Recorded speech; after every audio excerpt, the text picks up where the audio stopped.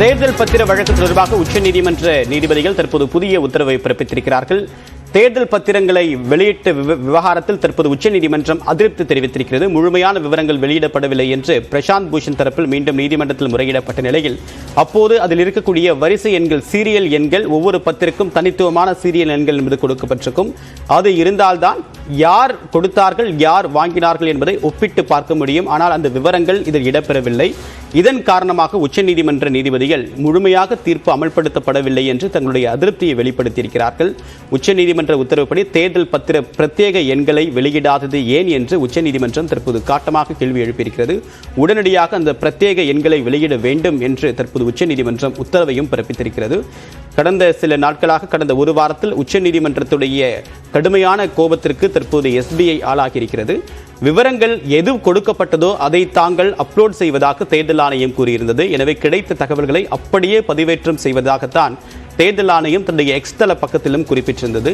இந்த நிலையில் ஏன் அந்த பிரத்யேக வரிசை எண்களை கொடுக்கவில்லை என்ற எஸ்பிஐக்கு தற்போது உச்சநீதிமன்றம் காட்டமான கேள்விகளை முன்வைத்திருக்கிறது. நேற்று மாலை வெளியான இந்த தேர்தல் பத்திர விவகாரங்கள், நன்கொடையாளர்கள் கொடுத்தவர்கள் யார், பெற்றவர்கள் யார் என்ற விவரத்தை 2 தரவுகளாக கொடுத்திருந்தாலும் கூட பல்வேறு அதிர்ச்சிகரமான தகவல் வெளிவந்திருக்கிறது. 1000 கோடி ரூபாய்க்கு மேல் கொடுத்திருக்கக்கூடிய முதல் நிறுவனம் தமிழ்நாட்டை சேர்ந்த லாட்டரி அதிபர் மார்டினுக்கு சொந்தமான நிறுவனம் என்பது குறிப்பிடத்தக்கது. விவரங்களுடைய நிகழ்ச்சி சிறப்பு செய்தியாளர் முகிலன், உச்சநீதிமன்றம் என்ன சொல்லியிருக்கு, பின்னணி என்ன?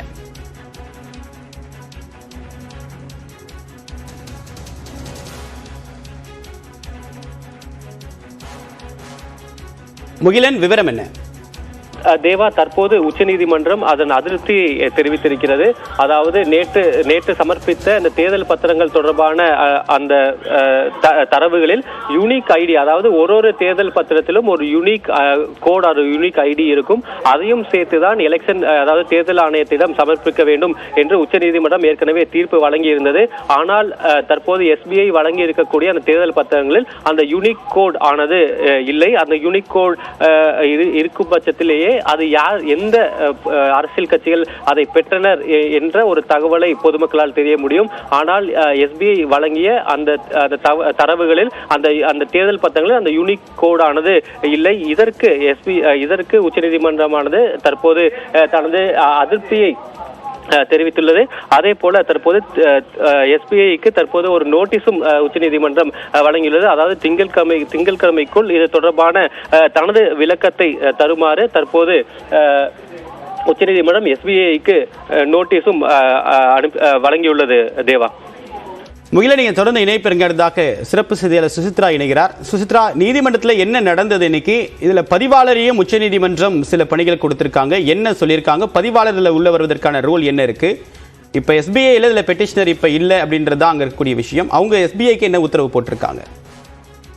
தேர்தல் பத்திரங்கள் தொடர்பான முழுமையான விவரங்கள் என்பது எஸ்பிஐ கடந்த ஆண்டு மார்ச் மாதம் உச்சநீதிமன்றத்தில் கூறியது போல முழுமையான விவரங்களை வெளியிடவில்லை என்ற ஒரு குற்றச்சாட்டை முன்வைத்தான் இன்று விசாரணை என்பது உச்சநீதிமன்றத்தினுடைய அரசியல் சாசன அமர்வில் நடைபெற்றது. மிக முக்கியமாக இந்த குற்றச்சாட்டை பொறுத்த அளவில் மனுதாரர்களான ஏடிஆர் தரப்பில் குறிப்பாக பிரசாந்த் பூஷன் ஆஜராகி வாதிட்ட பொழுது இந்த சீரியல் எண்கள் என அழைக்கப்படும் அந்த தேர்தல் பத்திரங்களுக்கான எண்கள் என்பது இந்த தேர்தல் ஆணையத்தால் பதிவேற்றப்பட்டுள்ள அந்த தேர்தல் பத்திரங்களில் இடம்பெறவில்லை எனவும், அந்த தரவுகள் ஏற்கனவே எஸ்பிஐ வசம் தனியாக வேறு ஒரு சைலோவில் தனிப்பட்ட தரவுகளாக இருக்கும் பொழுது அதனை ஏன் அப்லோட் செய்யவில்லை என்ற ஒரு கேள்வியை தான் மனுதாரர்கள் தரப்பானது முன்வைத்தது. இந்த விவகாரத்தில், அதாவது இந்த மூல மனுவை பொறுத்த அளவில் மிக முக்கியமாக எஸ்பிஐ ஆனது தனியாக ஒரு அவர்கள் மனுவைத்தான் அவர்கள் பதிவு செய்ததை தவிர அவர்கள் இதில் ஒரு பிரதிவாதியாக சேர்க்கப்படவில்லை என்ற ஒரு கருத்தை மத்திய அரசினுடைய solicitor general Tushar Mehta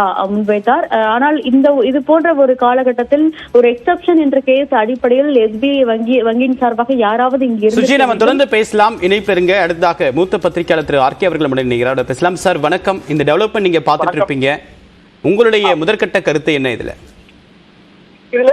SBI சில விஷயங்கள் மறைத்துத்தான் செய்திருக்கிறது. குறிப்பாக இந்த ஒரு பிரச்சனை, இந்த சுப்ரீம் கோர்ட் சொன்ன அந்த பிரச்சனை, அந்த கியூஆர் கோடினுடைய அந்த பிரச்சனை. இரண்டாவதாக ஏப்ரல் 1, 2019 இருந்து ஏப்ரல் 11, 2019 வரையான அந்த காலகட்டத்தில் 3000க்கும் மேற்பட்ட தேர்தல் பத்திரங்கள் வாங்கப்பட்டது. 10 நாள் இடைவேளையில் அவ்வளவு வாங்கப்பட்டது. தேர்தலுக்கு முன்னால 2019 தேர்தலுக்கு முன்னால இந்த அமௌண்ட் தான் கம்ப்ளீட்டாக அந்த தேர்தலினுடைய அந்த களத்தையே மாற்றுது, லெவல் பிளேயிங் ஃபீல்டை வந்து டெஸ்ட்ராய் பண்ணுது. அதை பற்றியும் சுப்ரீம் கோர்ட் கேள்வி எழுப்பி வைக்க வேண்டும் என்றால் அந்த டீட்டெயில்ஸ் கிடையாது. நிச்சயமாக இது மறுபடியும் சுப்ரீம் கோர்ட்டுக்கு வரும் என்று நான் கருதுகிறேன். உங்களுடைய கருத்துக்களுக்கு மிக்க நன்றி திரு ராதாகிருஷ்ணன்.